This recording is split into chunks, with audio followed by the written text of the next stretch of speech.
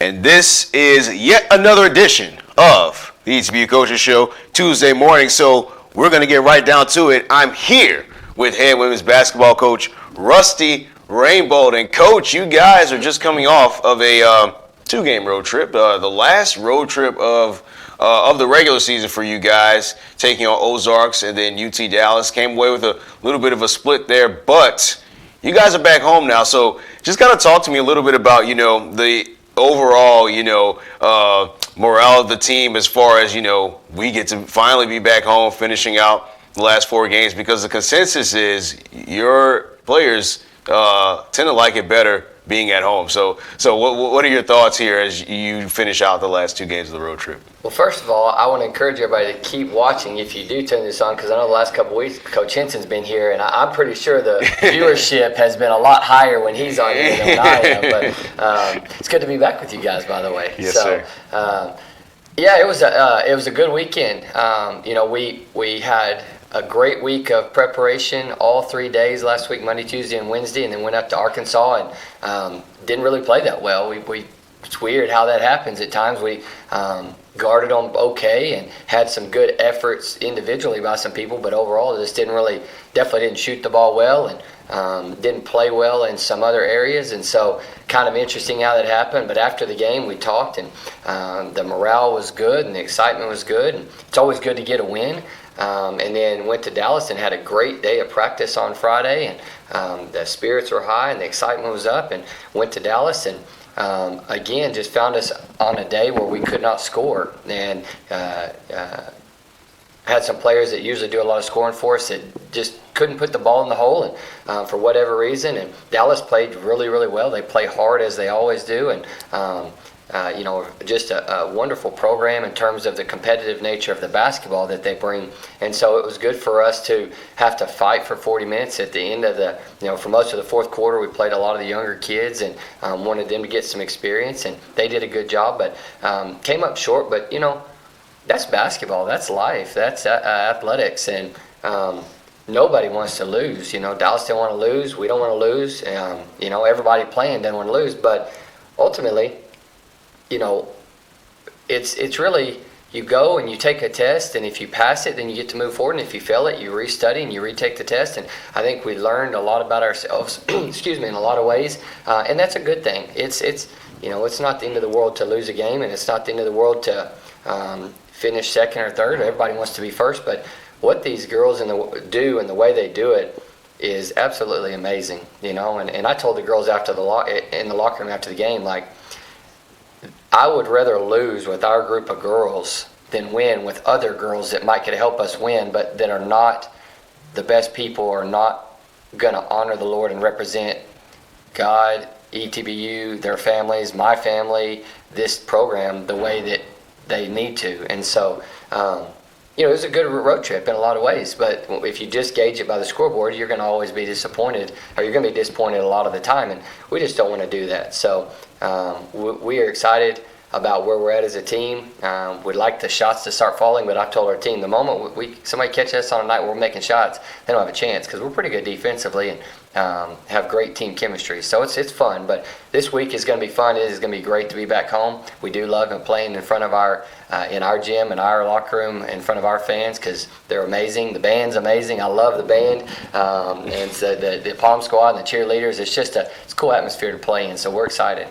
Absolutely, and actually, it's great that you kind of say that about your team overall, just because I talked to some of your players, after the game, and they didn't seem too down on themselves after, dropping the game to UT Dallas. They say, this is something that we can learn from, and we're going to take it and just move forward. And I thought that showed a lot of maturity in, if I would have talked to a different team, they would have been, probably very upset about, this was a big game or anything like that. But it shows a lot of maturity on the side of your team, Coach. Yeah, I think there was a lot of disappointment, not because we didn't win the game, but because these young ladies have a high standard for themselves. There's no bones about it. Kim Childress and Kendra Clark are our leaders, and Kendrick played a pretty good game. I'd say an A- minus game for her, which is good.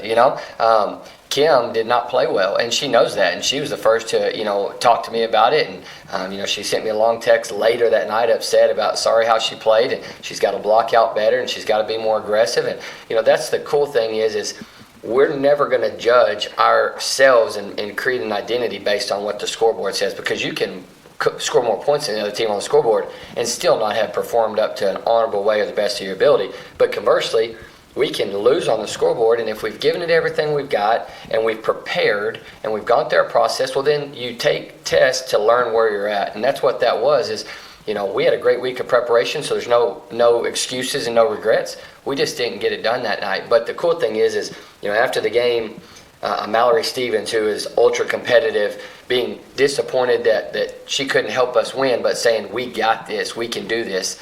Taylor Singleton, our point guard, who I love Taylor. I got her back, and she's got mine. I mean, she's when we get on the court, she's the leader of our team. Was very disappointed in her play, and rightfully so, because she's a competitor. But I told her after the game, you go 1 for 9, I still got you. I love that kid. And that's the cool thing is our kids, they look inside themselves first of all. We don't have very many times, and it happens some, but we don't have very many times where people are pointing the fingers or thinking about pointing the fingers at other people. I mean, Kim will say she's got to play better. Taylor's got to say she's got to play better. Kendrick will say she's got to play better. Amanda will say she's got to play better.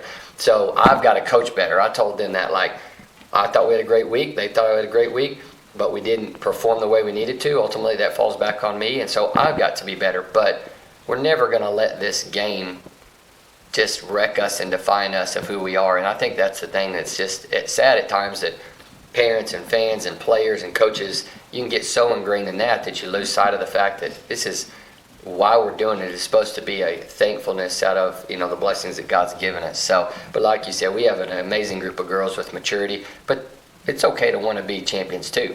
It is absolutely okay, and we're called to be overcomers and blessed and highly favored. We are the body of Christ, and anytime you're the children of the King, you expect to be the best. And so there's nothing wrong with that. It's just got to come in a healthy way. And so we're going to learn from it.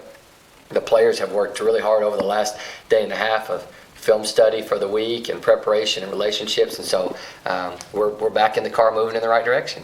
Absolutely. And another thing I did want to touch on as well is that even though, had the game against UT Dallas, you beat the Ozarks on Thursday, but a couple of things that came out of that game is the fact that I think you have yourself a secret weapon off the bench in Paige Royal. She hit some big shots against Ozarks as well in a time where you guys were kind of, a little bit stagnant offensively in that fourth quarter, and then came in against UT Dallas, hit 5 of 6 from 3. It finished with 16 points, really played well. And she's also, I've noticed over the last 2 years or so, she's also a very good offensive rebounder for you guys as well, which is odd for a shooter. But kind of talk about her performance and how it felt putting her in the game to ignite your team.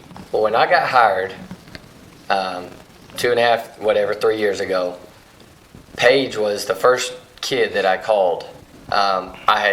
I was the head coach at Sweetwater High School, and she played at Leveland, which was one of the best teams in the state of Texas, and she had torched us every year we played her in every game, and I just had a lot of respect for her. So I called her, and we actually recruited her first. She was the first kid we had on campus when I got hired, and she was the last kid to commit in that recruiting class. So she made me wait all year long. And actually, the day we lost at Wartburg in the Final Four, the next day, she called and committed. So we had her on campus early that year I got hired, the whole year before, and then she committed last that next, whatever it would be, March. And so, but the thing about Paige is an amazing woman. She has a beautiful heart. She has a great family, the best parents in the world, amazing just family in general, lots of character.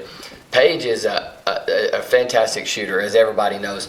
She has, the cool thing about Paige is Paige is not a great athlete. She's not a great defender. And me being wired the way I am, I like kids that are going to defend and rebound. And Paige has worked so hard on that, but she's also been so selfless in a sense of, she's bought her time. She keeps working. She's very humble, very encouraging. She's the world's best teammate, but she's a competitor too. So we go to Ozarks and play on Thursday.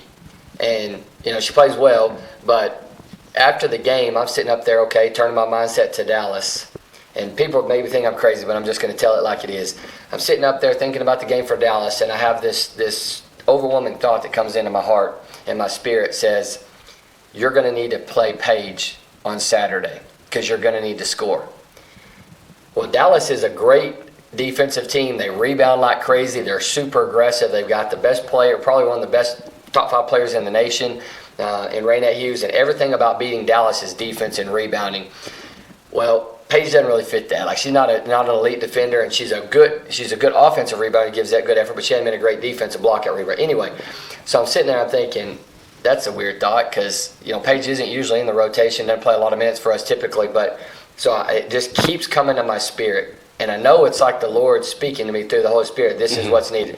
So I wake up Friday morning. We've got a 5-hour bus ride from Clarksville to Dallas. And the thought comes back into my mind again. You're going to need to play Paige tomorrow. So we have a 5-hour trip with an hour-and-a-half lunch. So about 6.5 hours of us traveling. And I'm thinking through this over and over and over, like having this conversation with the Lord in my spirit. Like, really, do we really want to do this? I mean, if I put her out there and she gives up offensive rebounds and misses defensive assignments, we're going to be behind. Well, then finally I just said, okay, Lord, I hear you. I'm going to do it. So I called her up. 10 minutes left before we get to the hotel after 6.5 hours of driving. We're almost to the hotel. Going to have to rush, prep, all this stuff. Call her up and say, Paige, listen, feel like you're going to need to play tomorrow. Feel like the Holy Spirit told me that we need to get you in, so I'm going to be obedient. I'm going to trust. But here's the thing, Paige. You better guard and you better rebound the ball. And every time you touch it, you better shoot it. Yes, sir, I will. Yes, sir, I will. Yes, sir, I will. I said, are you ready to play defense? And she's like, I can do it. So we went through practice. Next day, and I hadn't told her exactly when she'd come in, but the next day we get in there. I think she was the first guard off the bench that I subbed, and the rest is history. I mean, 5 or 6, she had it. But the thing about it is, it wasn't just the 5-3 she hit. Yeah. She had an amazing block. Mm-hmm. She had some great offensive rebound efforts, and she did not miss a defensive assignment. So the cool thing about it is the scoreboard said we lost, but there was some amazing victories that happened from a lot of different people, but Paige especially, and I preach it to our team all the time. Everybody gets their shot. Everybody gets their moment and their opportunity. But it's the ones that are ready for their moment when the time comes, that have been selfless and humble and have a pure heart and have prepared and are ready, that maximize that opportunity and get more than what they've had.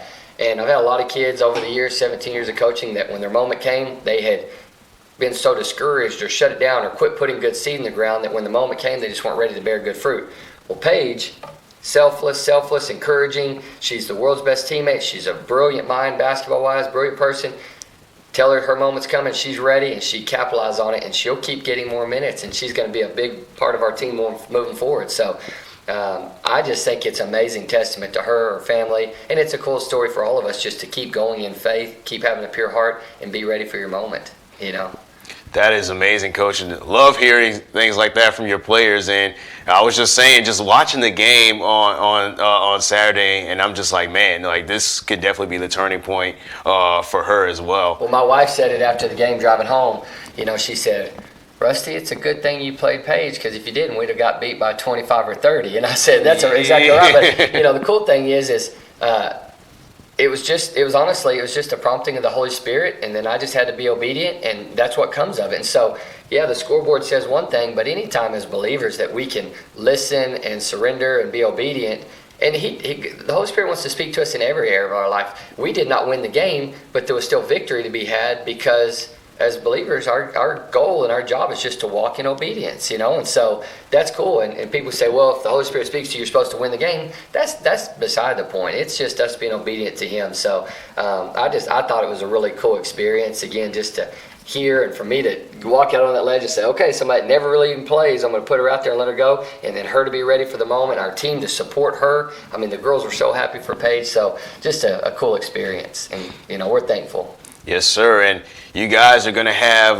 another opportunity here, as you've got the big one on Thursday rematch against UMHB. First time matching up with them this year, though. And it's kind of weird in the schedule, because usually you play all your Western Division opponents kind of earlier in the schedule. But this year, you've got 2 back-to-back Western Division opponents this week. And, every time you guys match up with UMHB, it always kind of goes down to the wire for the most part. you guys match up with them. I think about the game last year, and not even last year, the game that you guys matched up with them in the ASC Championship, winning by 1 point, 71-70. I even remember the scores. Yep. And what kind of goes through your mind? You have certain teams that you have to be cognizant of on the schedule. Is this one of those teams, and what do you guys have to do this week to prepare for the Crew? Well, I'll be honest with you. Every game, from a coaching and a playing standpoint, we really try to take the utmost respect and preparation the same way. You do it different for different teams because of the way they play and their strengths and where you're at in the season. But at this point right now, this game against Mary Harn Baylor, it's not any bigger than the game on Saturday against Concordia. Concordia is playing really, really hard. They're on a hot streak. I mean, they've been scoring 80, 90, 100 points in games. So the Mary Harn Baylor game, yeah, we beat them 2 times the first year. Yeah, they got us twice last year. This game on Thursday, honestly, is just another game. It's not any bigger. Truthfully, for us right now, it doesn't mean any more than any other the next 4 games. And they've got a good, solid program over there with some talented players. We've got a good, solid program, but for both of us, I know it means a lot more to them. I've heard their coach talk about it, but for us, it's just another game, and we're going to prepare like that. You don't put anybody on a pedestal, but arrogance will never benefit you either. So we just want a healthy respect for every single opponent, and we're preparing for them and for Concordia the same, because they both present different challenges, and they're both going to be very difficult games. But it'll be fun because, again, they've got a lot of talented players over there that are highly competitive, and so do we. And so, it's just the next game up on the schedule like they all are. So we try not to exalt anybody or put anybody up or put anybody down either, because that doesn't do you any good. Ultimately, they play 5, we play 5, and we're going to get after it. But it'll be fun. I mean, both games this weekend will be highly competitive, so we're excited about that. Absolutely. It's great to have you back, Coach. Yeah, and sure. I actually wanted to open the show welcoming you back because you haven't been on the last 2, so it's great to have you back here. I had a football injury. Yeah. Playing some intramural football that sidelined me for a week, and then I had sick kids last week, so sometimes life just happens, Yes, but sir. it is nice to be back with you guys, and we need everybody out on Thursday and Saturday this week to come and support these girls and these guys. Our guys are having an amazing season this year, and I think there's a lot of events this weekend, right? Softball, baseball, a lot of different stuff, so you guys are going to get lots of sleep, but all us coaches are going to be working all the time, right? Absolutely. Don't remind me about that. But we'll be back here on the Interview Coaches Show soon with another coach. But go and visit us at goetvtigers.com or go on social media at goetvtigers. Once again, Mark T. Robinson, head women's basketball coach, Rusty Rainbolt. We'll be back here on the Interview Coaches Show, so stay tuned.